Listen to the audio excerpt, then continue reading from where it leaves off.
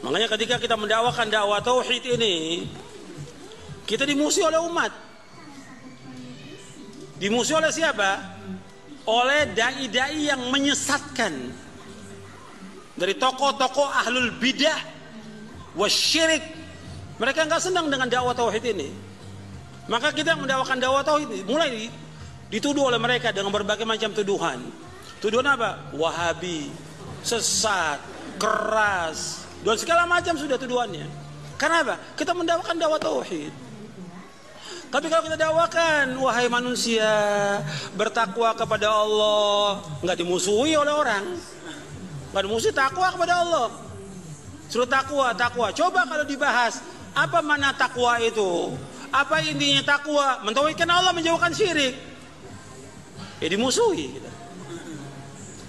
Kalau cuma takwa aja, atau umpamanya kajiannya membahas tentang masalah rumah tangga, ya nggak bakal dimusuhin. Bahasanya tentang artis, ya nggak akan dimusuhin oleh orang. Tapi kalau bahas tentang tauhid, tentang akidah, tentang manhaj, dimusuhi. Yang pertama kali yang nggak senang dengan dakwah ini, iblis, laknatullah alaihi. Syayatin, setan. Kemudian setan itu membisikkan kepada wali-walinya. Siapa wali-walinya? Yaitu a'immatul mudillin, imam-imam yang menyesatkan, dai-dai yang mengajak kepada kesyirikan dan bid'ah. Mereka enggak senang. Makanya ketika kita mendakwakan dakwah tauhid, mereka enggak senang. Dan mereka berusaha bagaimana berupaya supaya dakwah ini mati. Enggak ada lagi dakwah ini. Makanya kalau minta izin pengajian di masjid mana aja dakwah tauhid enggak boleh. Enggak boleh. Itu seperti itu mereka, karena yang mereka nggak senang tentang dakwahnya, isi dari dakwah ini. Makanya kita harus dakwakan, nggak boleh berhenti sampai kita diwafatkan oleh Allah. Karena inilah dasar pemersatu umat dan syarat untuk masuk surga dan juga untuk mencapai kebahagiaan manusia dunia dan akhirat dengan ini, dengan tauhid. Nggak ada yang lain. Yang penting kita berusaha saja disampaikan. Kami ceramah seperti ini, Bapak Ibu keliling kemana-mana. Dan banyak di YouTube, banyak di internet. Dan ternyata alhamdulillah banyak yang sadar. Banyak yang sadar Bapak Ibu. Karena orang itu ada titik jenuh. Ketika sudah berada di titik jenuh, nah dia mulai siap untuk sadar. Ya. Terutama orang baru tobat itu masih keras-kerasnya. Setelah itu dia bosan sendiri. Setelah bosan sendiri, nah baru mau dengar ceramah kita, gitu loh. Oh ternyata enak ini ya, ikut ini saja saya. Nah kemarin nggak mau. Kami dulu ketika masih keras Bapak Ibu, ini pengalaman pribadi. Dan sekarang baru sadar kami, ternyata saat itu kami sombong dan ujub. Itu dua sifat, sombong dan ujub, tapi nggak sadar. Sekarang kami baru sadar. Sehingga mereka-mereka yang belum sadar itu sombong dan ujub. Kenapa sombong dan ujub? Karena mereka tidak mau menerima kebenaran kalau dari luar kelompoknya, itu sombong. Yang kedua ujub, karena mereka merasa lebih baik dari yang lain, mereka merendahkan yang lain. Kami dulu begitu, dan sekarang kami baru sadar. Kami bersyukur kepada Allah Bapak Ibu. Dulu ketika kami masih di seperti itu yang ada itu kebencian. Orang sepandai apapun, kalau di luar kelompok kita, nggak ada nilainya di depan mata kita. Nggak ada nilainya, nggak ada harganya. Itu sudah dicuci otak seperti itu.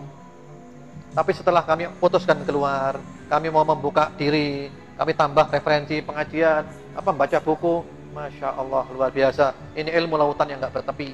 Sehingga kami sekarang walaupun beda pendapat tetap saling cinta. Ustadz Abdul Somad, Ustadz Salim Afillah, Ustadz Felix Shaw, Ustadz Mustafa Umar, Ustadz Fauzil Azim, dan yang lain-lain, Ustadz Umar Mita, kami saling cinta karena Allah. Walaupun ada beberapa perbedaan di antara kita, toh intinya sama, kita sama-sama Ahlus Sunnah wal Jamaah. Jadi nunggu titik jenuhnya Bapak Ibu.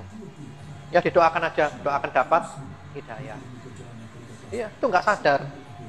Ibaratnya orang kerja di pabrik kulit Bapak Ibu. Pabrik kulit itu baunya enak atau nggak enak? Bau nggak enak. Pabrik kulit baunya nggak enak. Tapi yang kerja di sana itu nggak bau. Karena hidungnya sudah terbiasa bau nggak enak. Lah untuk menyadarkan dia harus dikeluarkan dulu dari pabrik kulit itu. Dikeluarkan dulu, nah diajak piknik dulu. Jalan-jalan. Untuk dinormalkan dulu hidungnya. Setelah diajak jalan-jalan, hidungnya sudah normal, ajak balik ke sana. Ternyata dia baru sadar, ternyata baunya nggak enak ini ya. Iya, seperti itu. Kalau nggak gitu nggak bisa, keluarkan dulu. Ditata dulu otaknya. Ini sudah rusak otaknya, ditata kembali. Betul, saya jujur Bapak Ibu. Sudah dirusak otaknya dengan ajaran kebencian. Maka perlu ditata kembali. Misalnya dari kelompok salafi, kita katakan, kamu tetap salafi, nggak masalah. Saya tetap salafi, nggak berubah. Ya. Cuman yang berubah adalah sikap, menyikapi perbedaan pendapat. Kalau dulu langsung vonis sesat. Sekarang enggak, monggo silakan. Beda pendapat. Tapi kita tetap bisa bersinergi, kita saling menghormati, masing-masing punya hujah, masing-masing punya argumentasi, masing-masing punya kitab, masing-masing punya ulama. Monggo silakan. Insya Allah masuk surga semuanya. Karena intinya sama, ahlus sunnah wal jamaah. Rukun Islamnya sama 5, rukun imannya sama 6, Al-Qur'annya sama, haditsnya sama, ya syaraknya sama, tafsirnya sama, sholatnya menghadap kiblat yang sama, semuanya sama. Paling-paling beda apa sih? Ya, paling-paling beda ya tahlilan, maulid, qol dan semisalnya. Insya Allah masuk surga semuanya. Seperti itu. Jadi ya kita terangkan saja. Mereka mau, alhamdulillah. Mereka nggak mau, yang penting kita terus menjelaskan, memberikan pencerahan, kita mendoakan. Insya Allah kebenaran itu ada cahayanya.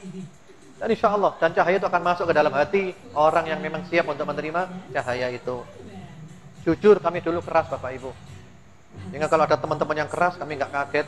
Kami hanya mengatakan, saya sudah melewati masa-masa seperti itu. Ya. Atau bahasa mudahnya itu, sudah khatam lah. Udah khatam, udah tobat, udah. Alhamdulillah. Terima kasih ya. Yang lainnya aja.